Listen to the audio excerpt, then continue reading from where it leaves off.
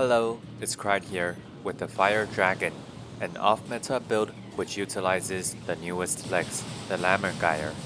The naming of the build should make a core part of the build obvious. We fly and breathe fire with our Bat Cook. But why are we running the Bat Cook and the Lammergeier together, instead of just filling up our AC with missiles, like many other Lammergeiers, especially when the Bat Cook isn't cheap when it comes to weight and energy? Just why does this build make use of the Lammergeier better than some other builds? Let's take a look. The first thing you have to understand is that tetrapods after patch 1.05 have different hover movement speeds in relation to their weight. This hover movement speed is not related to your booster's thrust at all, even though your quick boost is still based off of your boosters. Since this is the case, the Lammergeier's main advantage is its cruising speed when you hover, meaning that it does not have a whole lot of advantage if you're spending most of your time quick boosting. Allow me to demonstrate with this setup right below 75k weight with the NGI boosters. I am keeping the quick boost reload time constant here, even after I switch to the VP424 later. This is because quick boosting with a hovering tetrapod slows you down drastically after a certain amount of time, so we also want to keep the quick boost reload constant for this experiment. As you can see, if I quick boost the entire way, I'm a bit off from reaching the pillars. Now, we're switching to the VP424, which is roughly 9k weight heavier. Everything else is kept constant, including our QB reload time.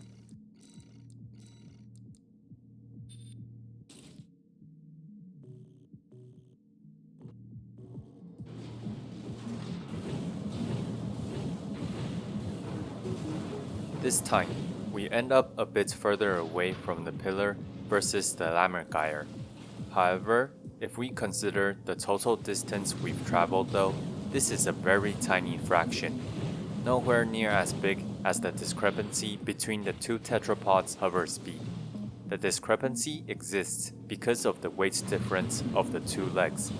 While airborne, your quick boost is determined by your booster's quick boost thrust and quick boost duration, and your quick boost thrust is affected by your AC's weight. The difference in weight allows you to boost a tad bit further on the Lammergeier, thanks to your higher max speed during the quick boost. However, it is the quick boost duration that determines the larger part of how far your quick boost is. Therefore, boosters with longer quick boost duration, like the 12345, NGI, and PO4, are often popular for tetrapods, especially in a specific group of builds referred to as striders. Striders are tetrapods that mainly move around by capitalizing on quick boosting with tetrapods, thanks to the tetrapod's different hover acceleration. I'll cover a strider build in the future, but I am here to tell you that the Lammergeier is actually not best used as a strider option that spams quick boosts. Why? Because you're a lot more brittle than the other tetrapod legs, and you don't go much further nor faster. You only really get value out of the Lammergeier legs if you cruise a ton in hover form. This is why you actually want to quick boost less on the Lammergeier, keeping it as your final option. Striders are far better played with the VP424 or the Verrill tetrapod legs. Back to our build. Since we're going to make use of the Lammergeier's base move speed for positioning and attacking, a good way is to make sure that we can trade well without quick boosting a whole lot, and also pressure with good positioning with our movements. This is why I am selecting the Bat Cook Flamethrower, a weapon that does very well kiting backwards because of the slow speed of the fire trail, making your range longer when kiting backwards, rather than chasing enemies down. It is a weapon that people don't usually want to charge straight into, especially since the burn status makes the enemy take up to 50% more impact damage when completely filled.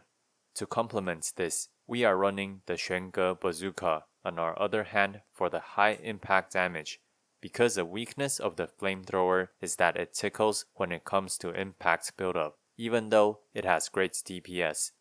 I prefer the Xuange over the Majestics in this build because the cost doesn't end up being a problem and we get more chances to fire the Xuange. Our impact damage is buffed by the burn status effect to hit harder anyway, so we don't need the higher impact burst from the Majestics.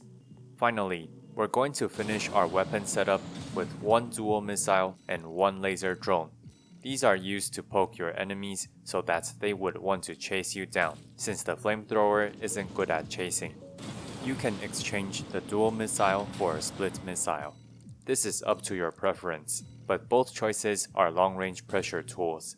Always charge the laser drone for chip damage. This weapon works especially well against slower targets. With more practice and good timing, sending them out before you expect a stagger serves as a great stagger punish. This is the final touch you will want to master after learning to juggle the 4 different weapons, which isn't easy to do when you also have to keep your movement options in mind as you manage your energy to redline at the right time. Talking about redlining our generator, we are running the Aorta, the smaller coral generator. The Aorta allows us to save weight, as the flamethrower and the bazooka are both relatively heavy. Furthermore, with the tetrapod's playstyle, we usually end up using almost all of our energy before we quick boost away to reset our energy. It will take a bit of getting used to, but the Aorta generator is a great generator that can accommodate our high energy costs while keeping our weight low enough for the Lammergeier. I have decided to use the Talbot FCS, which gives me a relatively good tracking in both close and mid-range.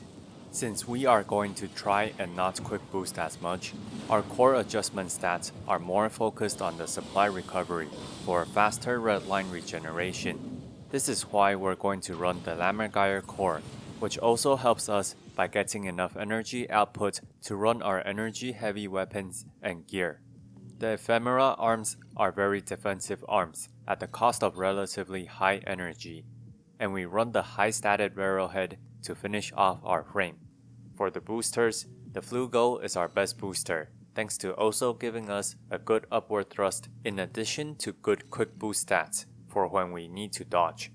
I have also tested the P04, which I think is slightly weaker for the build.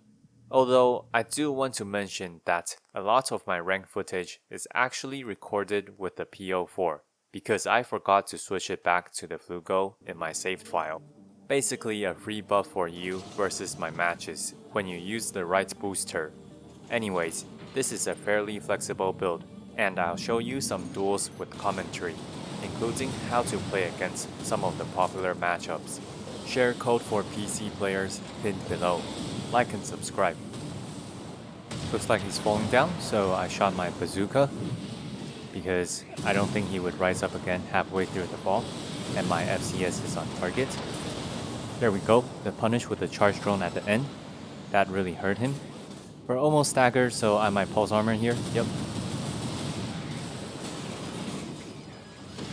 One thing about your flame cook is it doesn't do much to the pulse armor because the pulse armor uses the impact damage. But yeah, as you can see, if you just kite a lot of the missiles by just moving, it's very easy to avoid a lot of damage as long as you can respond to the enemy's other weapons. Okay, the game plan basically remains the same. My poke is going to be hopefully more effective than his poke because we can just kite like this. Very easy to avoid with our fast strafe speed. Do watch the ground though because you don't want to go too low. And at close range we shoot the bazooka, and there we go. Nice. Okay, I should technically reset my energy after this round of missiles if he's not close. I didn't take damage from that, which is very unfortunate for him. After his terminal armor, not much of a challenge here. Alright, next match.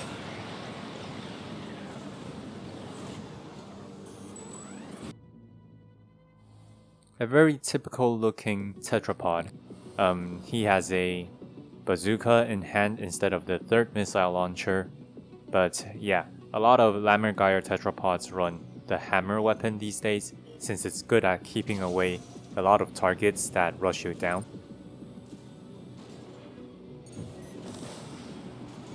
Alright, these are fairly easy to dodge, and the vertical plasmas are not really an issue if you're moving well. So our pokes seem to be more effective than his, and he will need to charge us basically. The hammer is definitely scarier at close range, so honestly I'd rather play this kiting dodge game. Even if it takes a while, we're definitely gonna go up on our AP. When is he gonna notice it? I'm not sure, but yeah, honestly I'd rather not fight him at this range, but with our AP deficit lead we can definitely punish him harder like this. His only chance really is to rush me down with the hammer.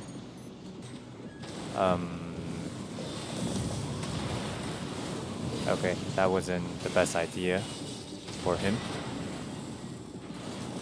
Oh, yep, he has to hit me with the hammer.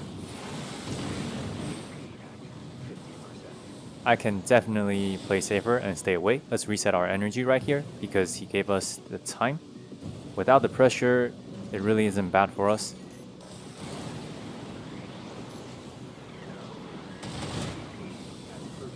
If I try to kite away even more, you can see it'll be easy. Because, well, if the hammer doesn't hit, his pressure tools are the missiles, and I know how to dodge missiles under Lammergeier. I would definitely say it's harder to dodge a laser drone plus duel. And it looks like he's catching on.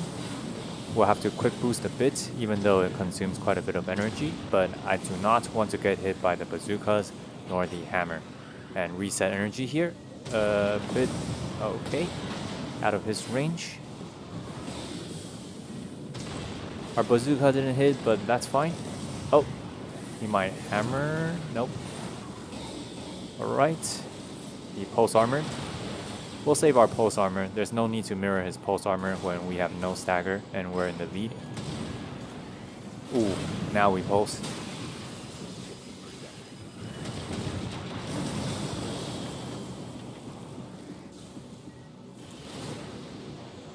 Alright, our laser drone and dual missiles doing work.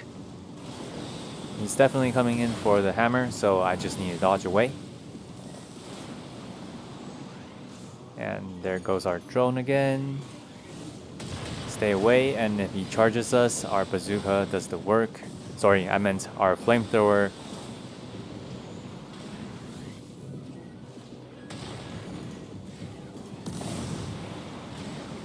And there we go, GG. Basho Viento Oculus with a melee is actually not an easy matchup if they know how to chase.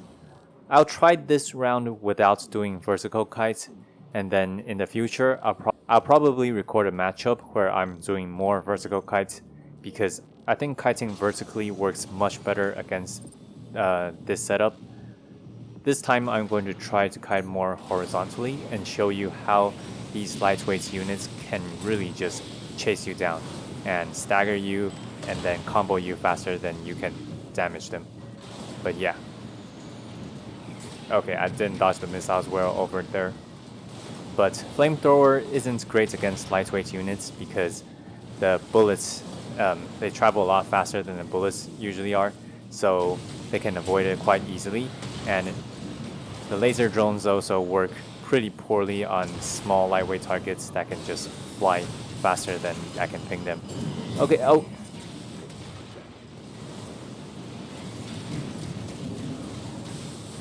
It's actually going fairly even right now, but I can't get staggered again for sure, or else I'm dead. And Viento has much stronger bursts. Let's see if I can get him. It's also very hard to hit the bazooka. Basically, yeah, it's difficult for us to fight lightweight units, so you really need to play it smart and do vertical kites and pokes whenever possible. As I said, we'll try the horizontal one this time and show you later why... that was close. But yeah.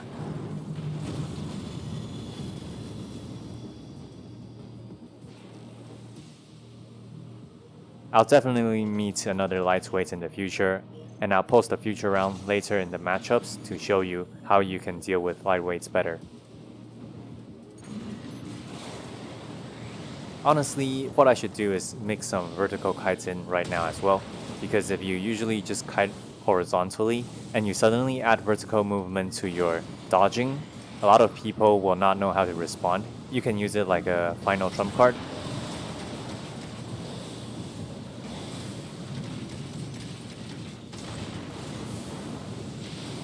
Oh, I'll have to pulse armor here. He still got a few blades in. That was not a great trade. Usually you want to be very decisive about pulse armoring, so then you don't even take the damage at the beginning, and you can even attempt to punish them. Oop, getting stuck at the edge of the map. Nah, I'm dead. Well played by him too.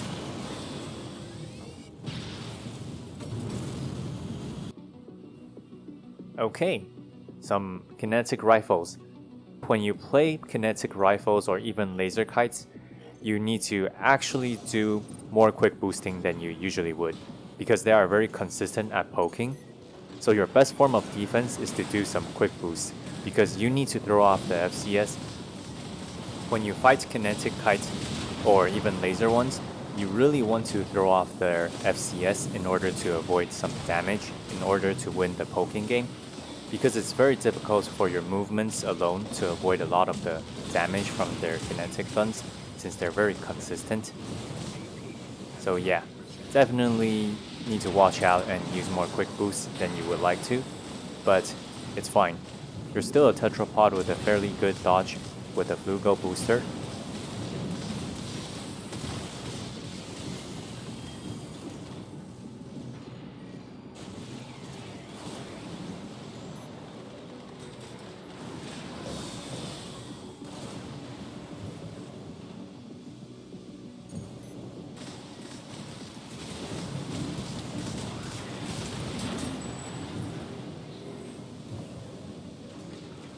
One good thing though is your bazooka is a lot more burst damage than these kinetic rifles, and the other thing about kinetic rifles and laser rifles when they're playing a kite build is that you can almost always get a lot of value out of your pulse armor more than they can, because you see your ACS strain buildups very consistently rather than in bursts. So you can almost always activate a pulse armor right before you're gonna get staggered, and they won't be able to get a lot of value out of it.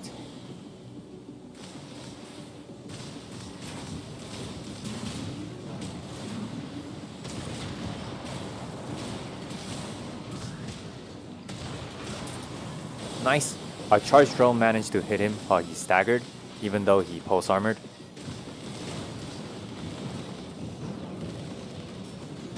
Okay, I'm gonna shield here, because I'm almost staggered.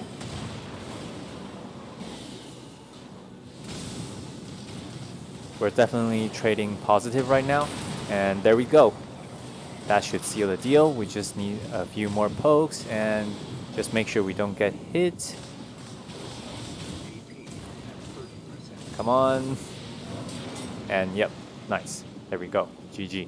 Yeah, rifles tend to have a long range, so you definitely need to mix some quick boost in.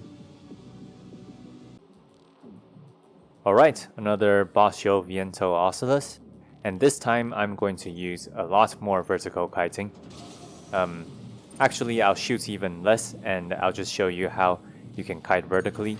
So I'm gonna put a bit less pressure on him right now so he can live a bit longer. But kiting vertically makes them have to burn their energy to come up and chase us, or like find a good timing. Otherwise, you can just hover up there, and a lot of people expect tetrapods to just hover in the air.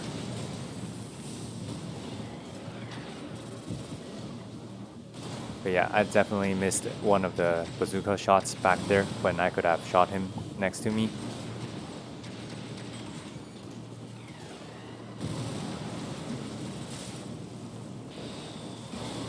Okay, he should have waited for me down there.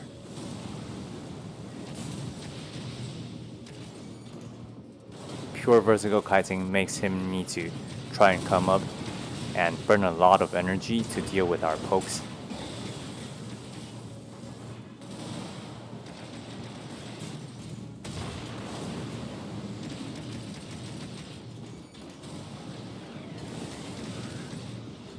We definitely want to try to find a time and land a bazooka, because only then will we solidify our lead. But the lightweight Viento matchup is just not our easiest matchup, so you'll need to learn to deal with it, basically. And this round I'm basically exclusively using vertical kiting, but my suggestion is to definitely mix it up and do both horizontal kiting and vertical kiting, so then you don't grow too stale and the enemy manages to adapt to your rhythm. You really want to make them, I'm just trying to showcase the differences while trying to win as well, but in your matches, you should definitely mix it up and dodge horizontally sometimes and vertically the other times.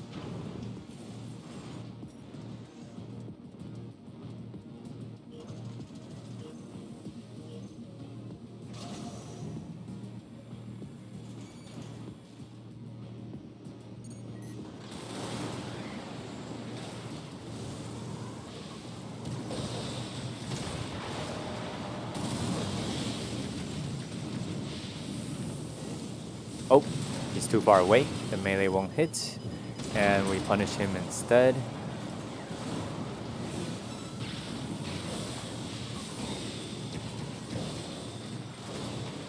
And for vertical kiting, honestly, you don't need to go all the way up in the air as well. Going really high is enough to make it difficult for them to have to chase. If you go up and down, that also helps too. Like when they're coming up, you can go down. Free fall is a style, but as you can see, when people don't know how to deal with vertical kite, it can be really difficult for them to respond. And this guy definitely doesn't have enough experience. So even if I don't mix up my kiting, he's in the learning phase of how to deal with this strategy. But yep, GG.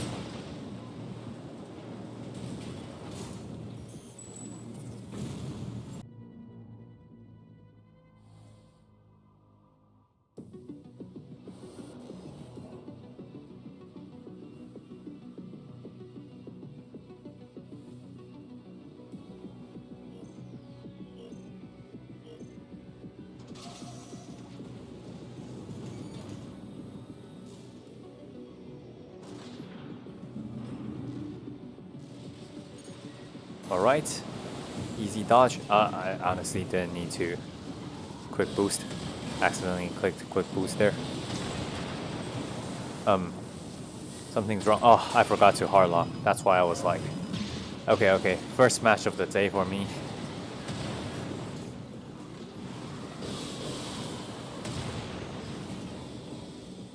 Alright, that was okay. This is definitely okay. Okay. This round definitely my mess up.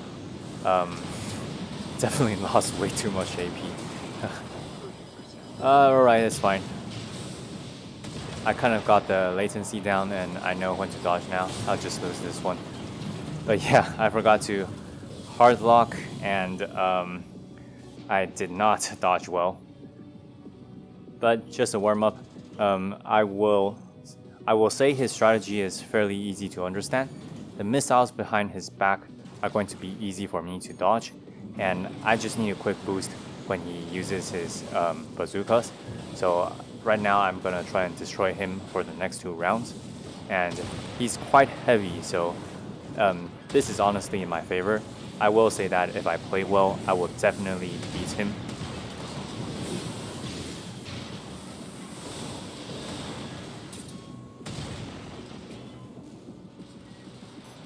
Just making sure we kite well, dodge the missiles, and poke him continuously. A fairly easy strategy, but you definitely need to manage your ammo, your cooling, etc. It can be quite hectic in the beginning. Oh, that melee somehow managed to hit me, but it's fine.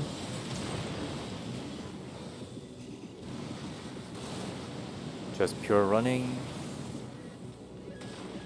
That was too far. I didn't even need a quick boost.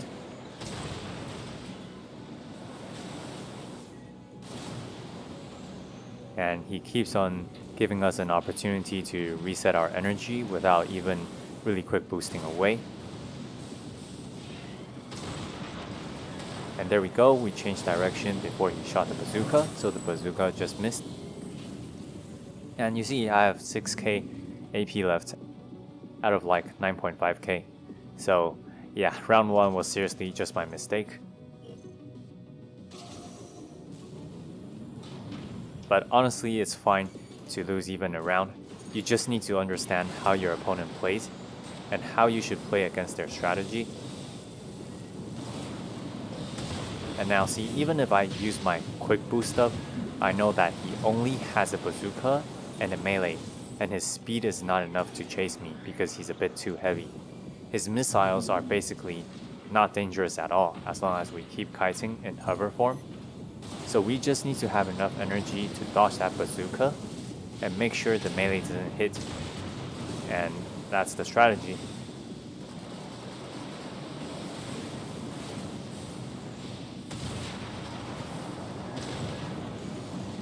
Okay, quick boost backwards to reset. That was a... Maybe I should have done it a bit sooner so we didn't eat the missiles, but that's fine. A bit of a mess up is alright. Because we have the entire strategy down, we definitely have a lot of leeway.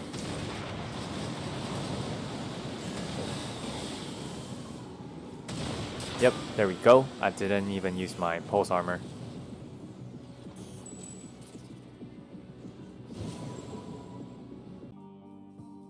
Ooh, this might actually be difficult because shotguns tend to use a shield and a poke like a missile. And if they only have one missile, it's very easy for me to dodge. And the shield doesn't do that much against this build because we do missiles to poke, and the only thing that they can really shield well against is the bazooka, since the flame status effect goes through his shield. But he's running double Huxleys, so he can be even more aggressive than the typical shotgun.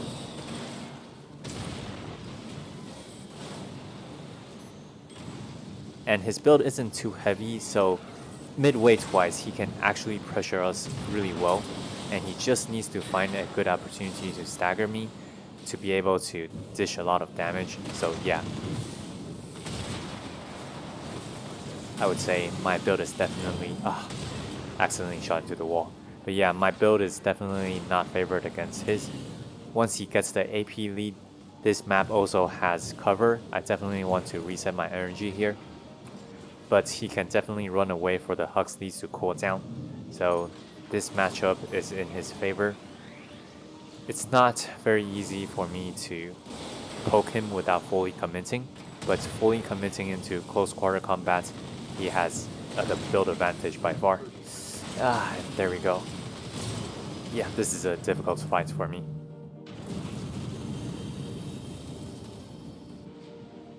Man, I'd much rather fight 2 Zimmermans with a shield and a missile, with this Fire Dragon build at least. Okay, let's see if we can get the poke lead with our back weapons. I really need the lead, because I need to do my flamethrower into bazooka timing well.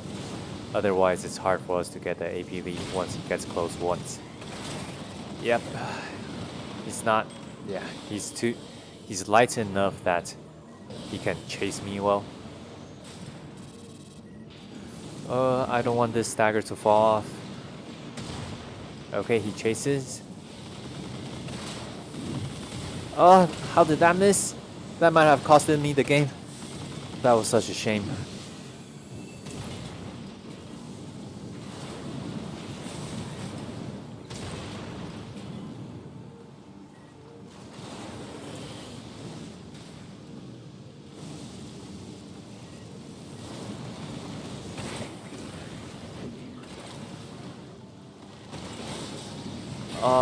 Pulse armor.